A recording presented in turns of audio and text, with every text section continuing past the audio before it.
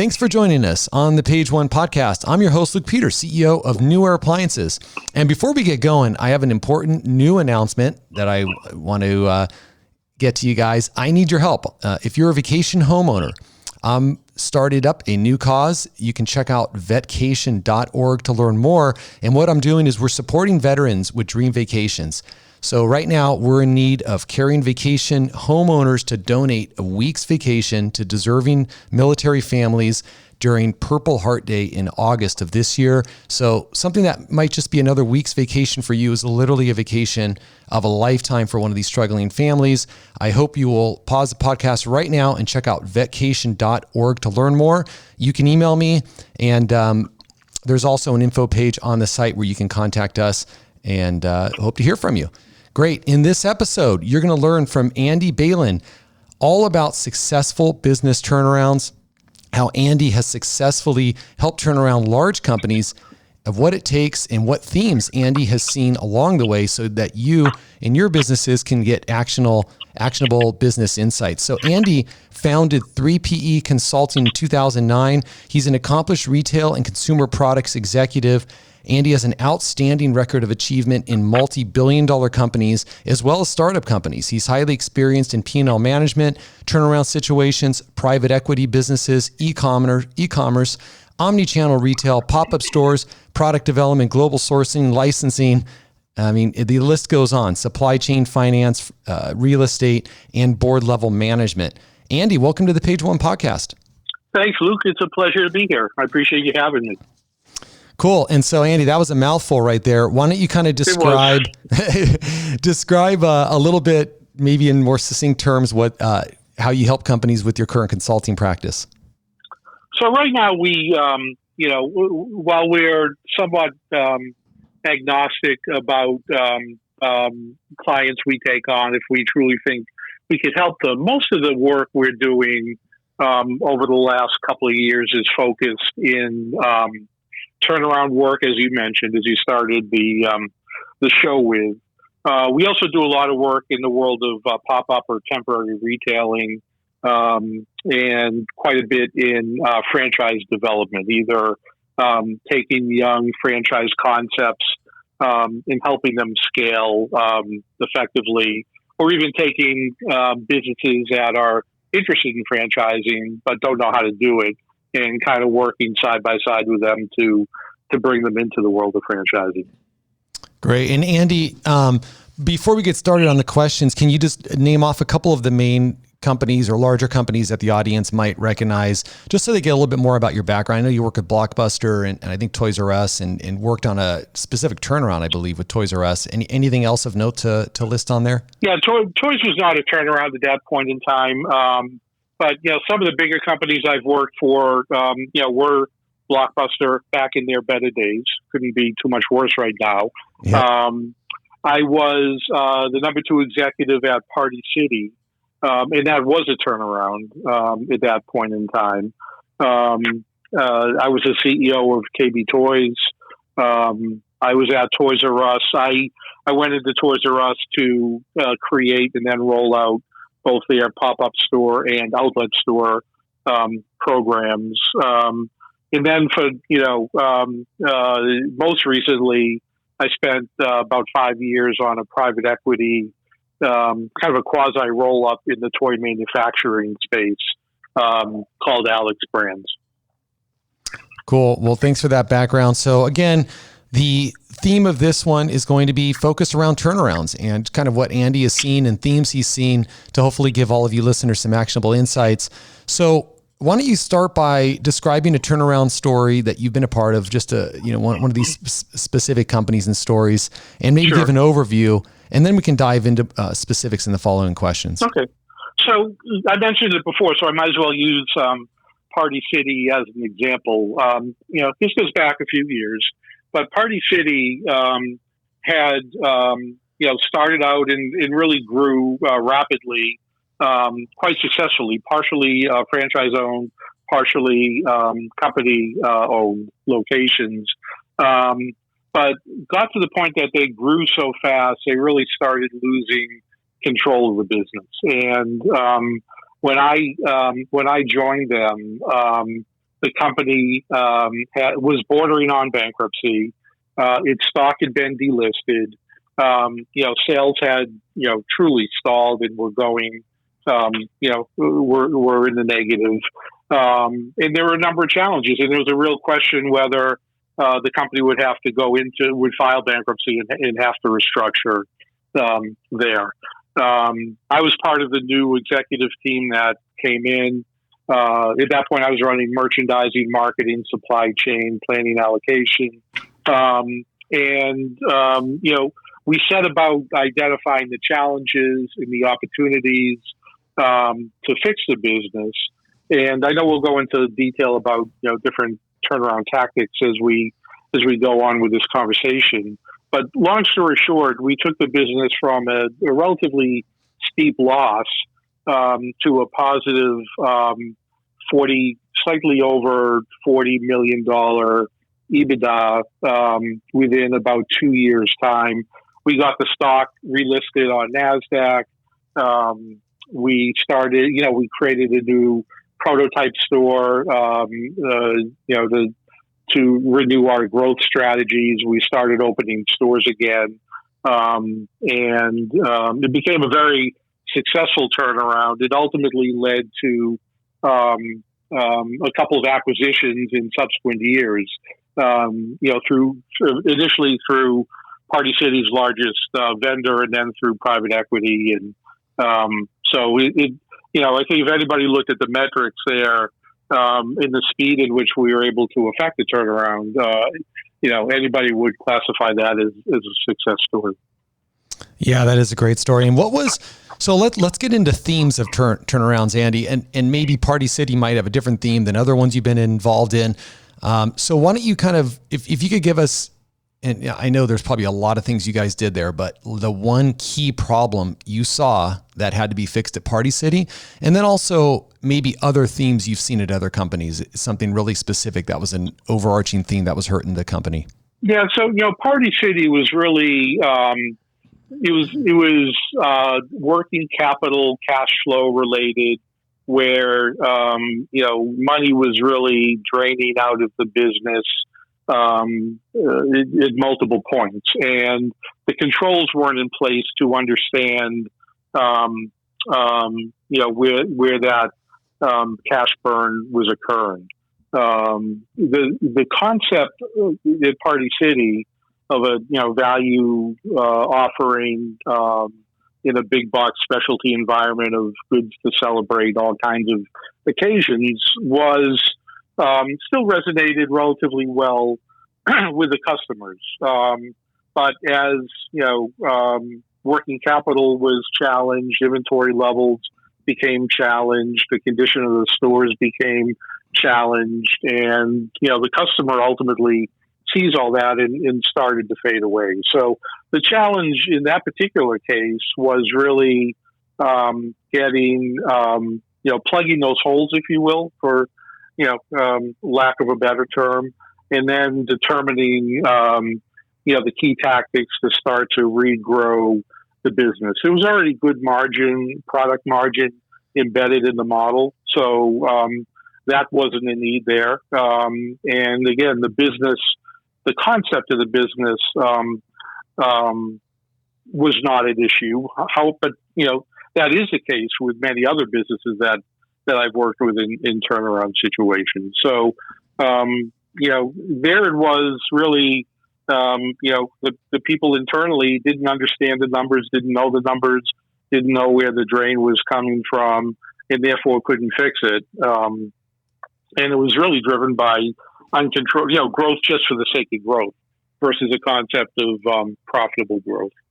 And did a lot of the finance team, did you have to bring a new team in to kind of run finance? And did you have to even bring in new finance systems or ERPs to better see the data? Or how were you able to solve that problem? Yeah, there's a lot of retail 101 that went into this effort. And yes, the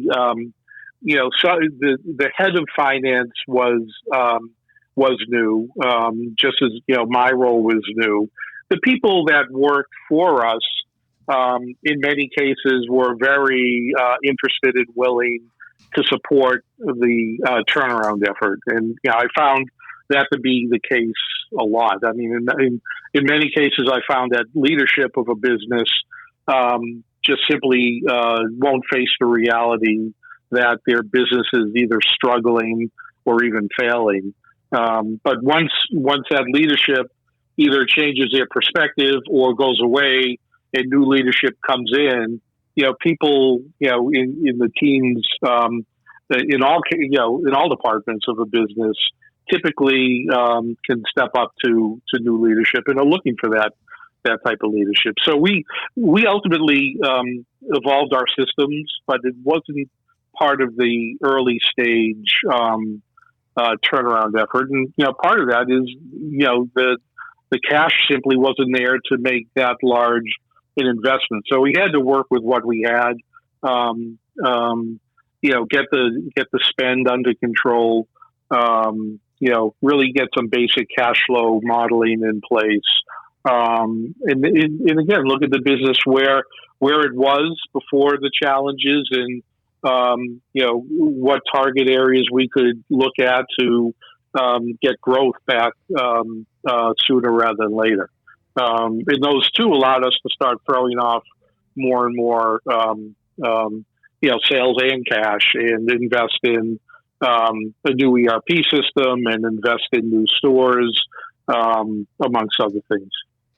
Great. And Andy, overall, so when you've gone into these different turnarounds, Party City, but also others, what does your first week look like? You come in, you maybe have some reports and stuff, but you don't know everything about the company. What do you initially dive into? What are the top 2 or 3 things that you spend your time on? Well, it's really, the reports are important. Knowing the numbers are absolutely critical. And looking at, the income statement, looking at the balance sheet, cash is probably the most important thing you're going to dig into immediately, because that's going to be the lifeblood of the business going forward. So, really a deep dive into the numbers. But when I say the numbers beyond income statement, balance sheet, you have to try to get into much more nuanced metrics within the business about, where is the business coming from? What items are the most profitable? What customers are the most profitable? What items are a drag on the business? What customers might be a drag on the business? Where's their overinvestment? Oftentimes it's in uncontrolled inventory. So really digging into those numbers you learn an awful lot, but you don't learn everything. And the other thing that I would typically do, and sometimes it's in the first week, it doesn't always get done in the first week, is talk to the employees of the business, because you oftentimes get different perspectives on what's going on than you do just speaking to the leadership of the business. But I would also speak to customers when possible. I would speak to creditors, which is oftentimes the vendor base when possible, and really formulate a holistic view of the business as it exists today, and ideally as it existed before the challenges were created, because that gives you a little bit of a roadmap to create a plan to move the business forward. Yeah, and one of the things you talked about, was uncontrolled inventory, and then of course a big focus on cash. Now, I'm guessing that most of these companies are not profitable. Maybe they could be, but then they're just having other cash issues, right? Some, not to interrupt you, but some can be profitable, but have a declining level of profit, and they want to essentially affect the turnaround before they truly need a turnaround, which is really the ideal way to do it, because the challenges are much more manageable at that point. But you are right that probably 70% of the time or so, the companies are truly in trouble and losing money and burning through cash. Now, if I had to break it down, okay, let me try. I'm sure I'm going to miss some key themes, But obviously one of them is cash flow. So that could be inventory related or just a, poor use of cash or not able to track cash. The other thing could be, maybe their sales or margins are really poor. And then maybe another option is that they're just overburdened with expenses. Is one of those themes more common than the other, or do you see them all? And sometimes you got to go and hack expenses, but the other parts of the company are fine. Like what is, just trying to get to the theme of what you most often see in companies. There's a theory in business that, sales really disguise all problems, all other problems. So rarely when a business is growing their sales dramatically you'll see them reach out for a need to, think about some version of a turnaround. So typically, you're seeing kind of all those metrics be challenged to one extent or the other. Cash, as you said, is clearly the biggest concern, because when people see that, they've only got a few months or several months left to exist before they run out of money, that red light goes on, and everybody's looking for help at that point. A lot of companies do it before that, but they see an ongoing decline in top line revenues. They see a degradation of gross margin. They certainly see a degradation in net margins. And you'll all, typically find that expenses are getting out of control as a percentage of revenues. But it's rare that, at least in my experience, that a company will, kind of raise the red flag only because expenses are running up and out of control. If the other, metrics are still looking relatively decent, if not good. That makes sense. And now, so what type of KPIs? So you're in the middle of these, transitions. What type of KPIs are you following? Obviously, you have some cash and sales KPIs, but is there anything, specific that you like to follow? Just something that might be interesting for other CEOs to hear? Well, we look at a number, and you look at all the typical ratios, and we look at it over time. So we're not just looking at a snapshot of anything. When we go into an engagement, we look at, it depends on how long the company's been around. But, we'll go back as much as 5 years and look at the trends in the business, because oftentimes, this stuff doesn't happen all of a sudden, other than when you run into a COVID type situation. It's happening slowly over time.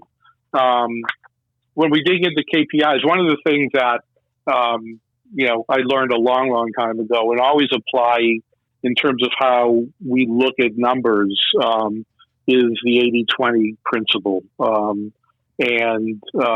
think most people understand what that is, but, in terms of, product, profitability, for example, that, 80% of your profitability is coming from 20% of your products, or, it could even go to, overall expense spend or customer base, et cetera. So we always keep that in the back of our minds as we're analyzing numbers, knowing that more often than not, we're going to find a fair amount of opportunity to make the business more efficient financially, whether it's, a SKU reduction, whether it's elimination of, unprofitable customers or programs. And we'll look at, in terms of KPIs, we'll look at profitability by customer. We'll look at profitability by item. If there are different divisions within the business, we'll do that same thing. As I said, we look at all the expense ratios. We look at inventory productivity, both in terms of revenue and margin generation. So it's one thing to say that this program is generating 10% of my revenue, so it's great. But if 10% of the revenues are not matched by 10% of the margin, and 10% or less of the inventory investment, there are levers there that need to be adjusted. So we look at all that.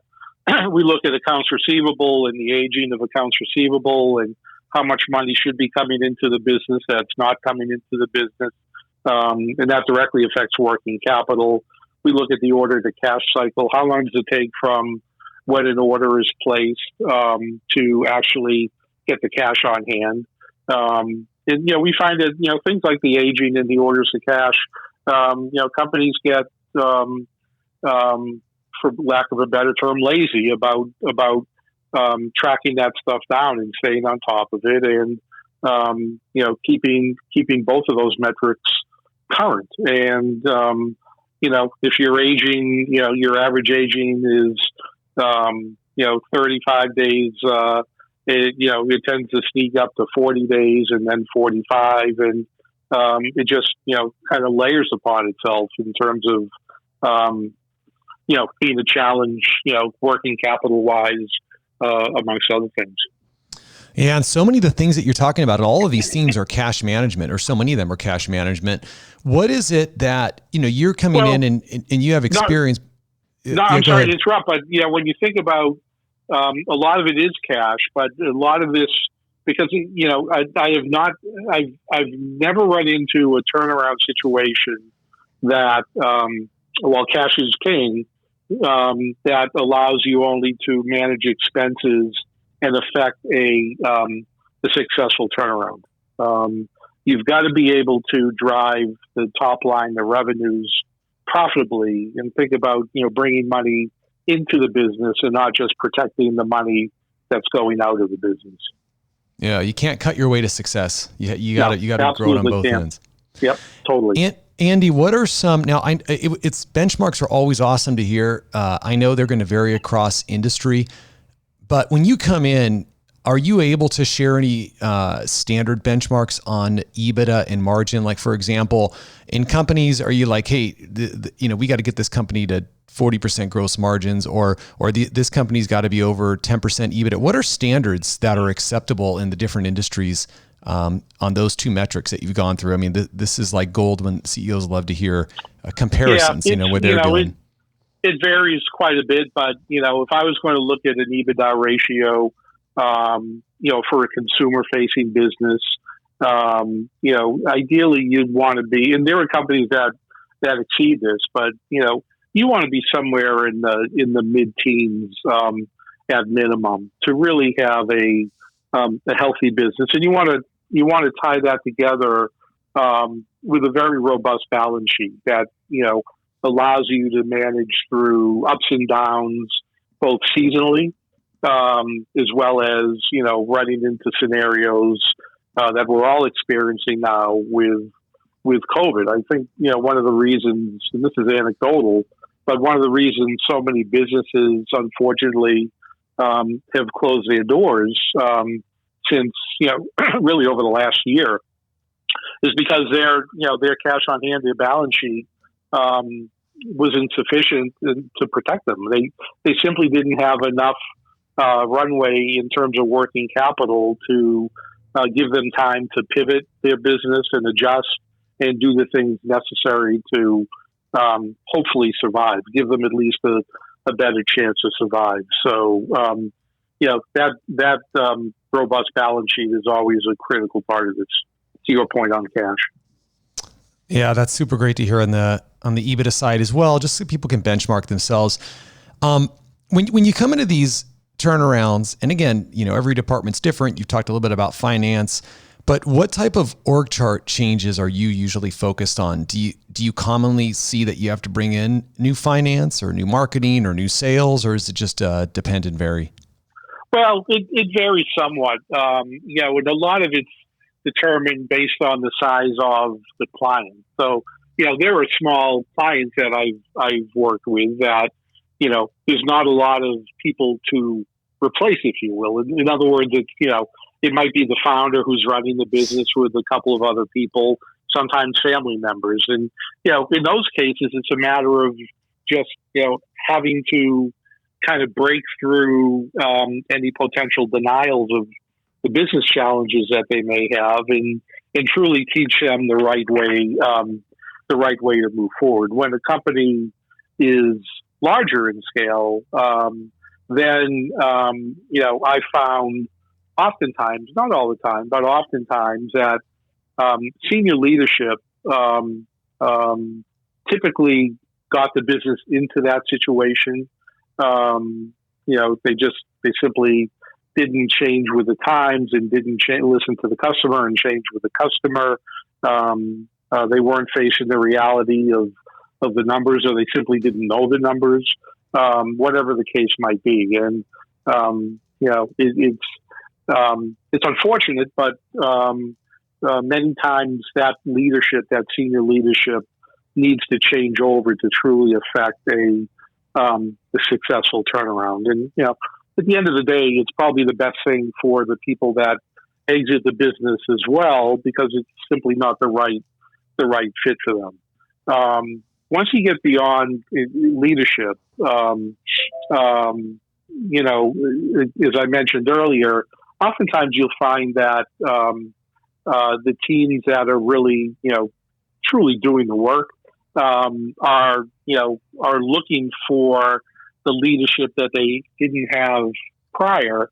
And when you provide it or bring in, new leadership to provide it, they listen, they step up, and they want to do the right thing for the business. It takes a lot of communication. You have to be, truly honest about the situation that the business is in and what is going to happen in the near term. And that could include expense cuts, including headcount cuts. And, if you do that, you try to do it only once so people don't start thinking about when will the other shoe drop.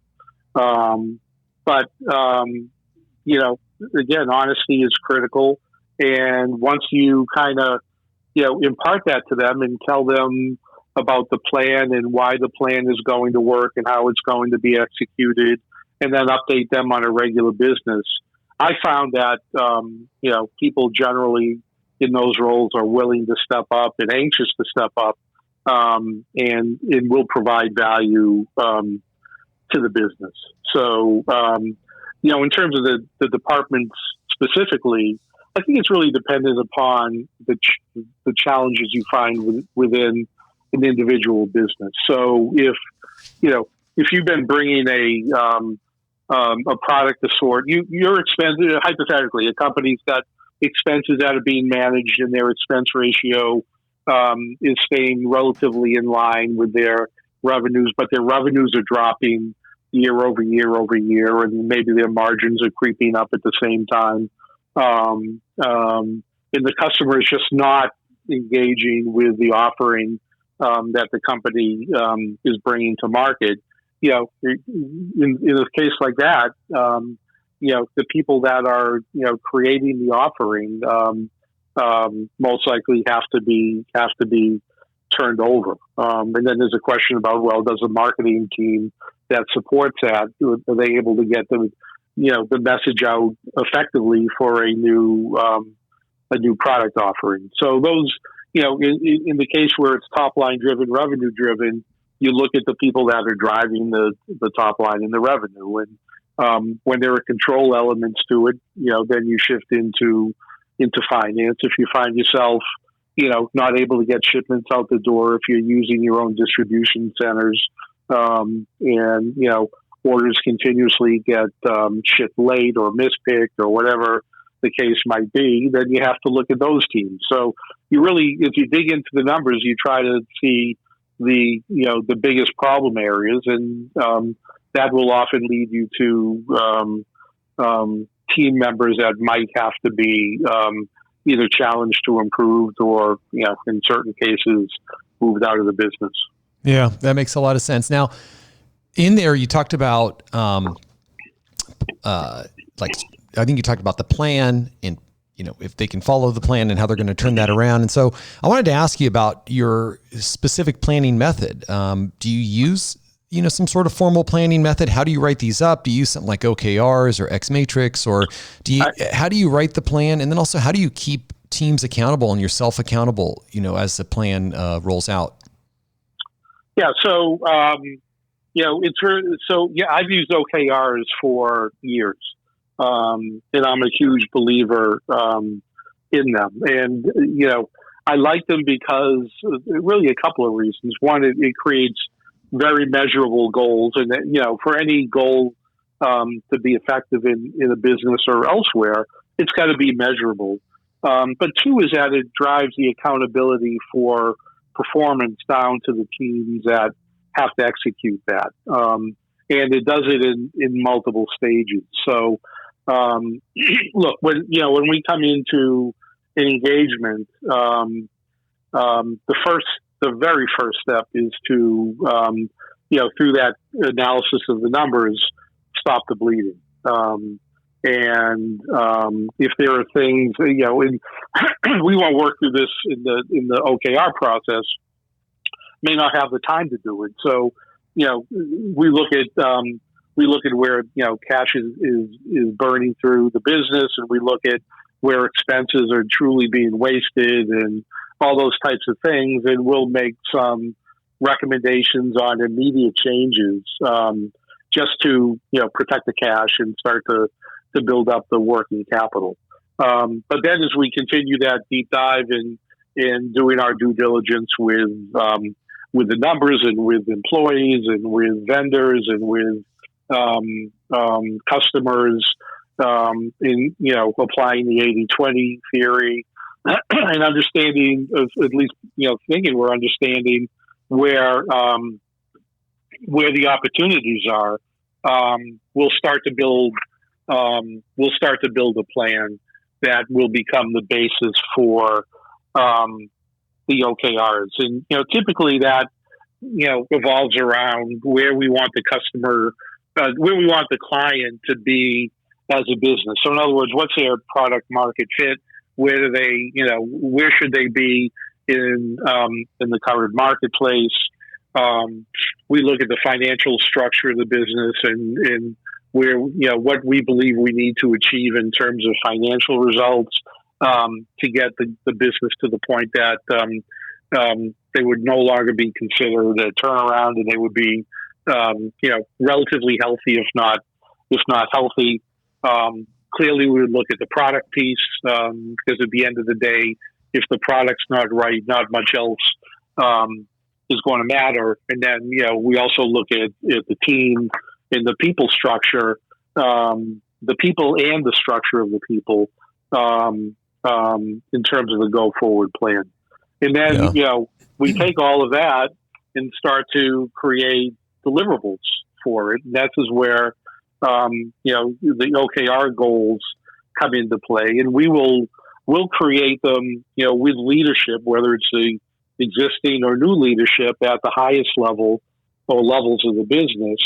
But then there's a lot of steps that have to come below that, and we'll truly start to engage with the individual teams based on the high level goal. So, if the high level goal is to create an inventory turn ratio of X to make it more efficient.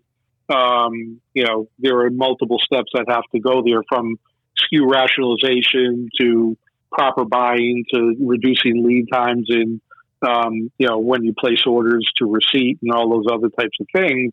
And you want to set goals around each element that goes into achieving the high level goal. And the team members, we will collaborate typically with team members to talk about what has to happen to get to that high level goal, and how do we get there, and what are the metrics we could use to track our performance against them, and then kind of hold hands and on the ultimate list of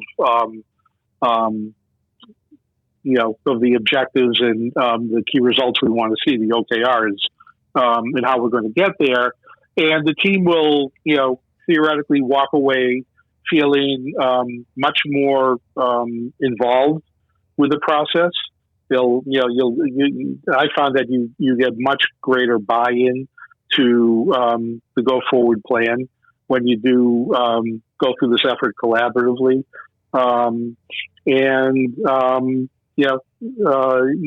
You just have to go forward after that and track it relentlessly. And one of the things that we do is we communicate the entirety of the plan to the organization but still let the individual departments or teams work on their set of OKRs. And we start by tracking it, almost weekly. And then as time goes on, as we see performance targets met, we'll start to spread that out a little bit and go from every week to every 2 weeks to maybe every month or whatever the case might be. And Andy, how are you tracking that and how are you communicating it? Because we've done this, and it's once you get the whole team involved, I mean, it's either a massive spreadsheet or some online SaaS program, but it's just a lot to look at. How are you guys doing that and kind of communicating that information out? Yeah, you want to cull it down to it can be a fairly significant spreadsheet. You want to try to treat it as an exception report structure versus looking through every single number. So you've got a certain target for results in a particular effort, and you want something to either spit out or get highlighted when it comes in below that target. And then you drill down on that and you talk about it. What I found is there are no great shortcuts to this. So when you start this process, this review process, you're doing, you as the consultant or the leader of the turnaround, you're dealing with a number of departments. So it's quite time consuming for us. But for the team members, you don't want to overburden them with tons and tons of deliverables and goals. You want to start with the ones that are going to give you the greatest return, 80-20, and let them achieve those versus boiling the ocean. Let them do the top three and finish those, and then move on to the next three. So you're not buried in data analysis. But you got to go through the review. You have to put the time into it. And what I found consistently over time is that when you do that, the teams will understand that you're going to spend the time on the exceptions. Nobody wants to spend the time in these meetings truly. So, they're going to work even harder to avoid these exceptions. They're going to say, listen, I just spent an hour and a half discussing, 6 different exceptions and why and what's got to be done about them. And maybe the next time around there's only 3 because, they understand that, these goals are there to be met. So while I found that it's a lot of time initially, I've also found that over the course of multiple meetings that the need to invest time shrinks as you get deeper and deeper into the process. Yeah. Well, that's really helpful on how to roll those out. And OKRs are great. So if companies haven't tried those, it's easy. It makes sense to people, and it's relatively easy to roll out to a team, and it involves communicating the information to the whole team. And that's really the key to OKRs and being successful with them. As I said, I'm a huge fan. The one element of OKRs that I've seen people misunderstand from time to time is putting in objectives that are not measurable. For sure. It doesn't work, and there's a little bit of a learning curve to how to take what you want to achieve. Because we get what you're saying, but how do you turn that into something or some things that are truly measurable? Yep. Couldn't agree more. And it takes some time. It's like anything new, you're kind of exercising a new muscle, and you got to give your organization some time to learn it. It's the same with the communication as well. I mean, you've got to get the entirety of the team and the entirety of the customer base to the extent possible, and the vendor community, and creditors if need be. You've got to keep them truly engaged with what you're doing. Silence is pretty scary. But when people, see that you're reaching out and you have a plan, and you're being open and honest about the plan, and, ideally you're making progress, starts relatively quickly and is consistent in nature, you're going to get much more support from all of those groups, than you otherwise would. Yep. Well, listen, I really appreciate all of your insights today, Andy. Why don't we finish it up here with just some words of wisdom and what is the best business advice that you've ever received? Something that you can pass on to our audience here. Hire great people and let them do the work. Yep. Many people have said that. I think Steve Jobs said that too. Well, he probably said it before I did, but I don't know. But it's true. You hear it all the time, but it doesn't always happen that way. And understanding it and actually doing it are two different things. And people say all the time, hire somebody that is better than you, or hire around your weaknesses. And I support all of those. But at the end of the day, you just want to hire really good people that are willing, that are smart, and willing to be part of teams and willing to work hard, and they'll pay tremendous dividends. Absolutely. Well, that's great advice. And how can listeners find more about you and your practice? Well, my website is 3peconsulting.com. So that's the numeral 3, P as in Peter, E as in Edward, consulting.com. Perfect. We'll get that in the show notes. Yeah. And if you want to stick my email in there as well, I won't spell the whole thing out, but that'd be great to have in the show notes as well. Cool. And then, of course, you guys can look up Andy on LinkedIn. Andy Bailen, his last name is spelled Bailen. And you can look at more of his experience. And if you're in need of a turnaround, Andy could be your guy. And before I let you all go, just want to remind you again that we need your help if you're a vacation homeowner for this new cause, vetcation.org. You can see how we're supporting veterans with dream vacations. The kink in the hose is we need those homes. We have plenty of people in need. Right now, we need caring vacation owners to donate 1 week to a deserving military family on Purple Heart Day in August. What might just be another week's vacation for you is literally a vacation of a lifetime for these families, these struggling families. And so we hope that you can check out the cause, vetcation.org. You can fill out a form over there if you're interested in helping, or you can email me directly if you want to get involved. And I hope you all enjoyed the interview today. Truly appreciate your reviews on iTunes, and hope you join us for the next interview. Take care, everybody.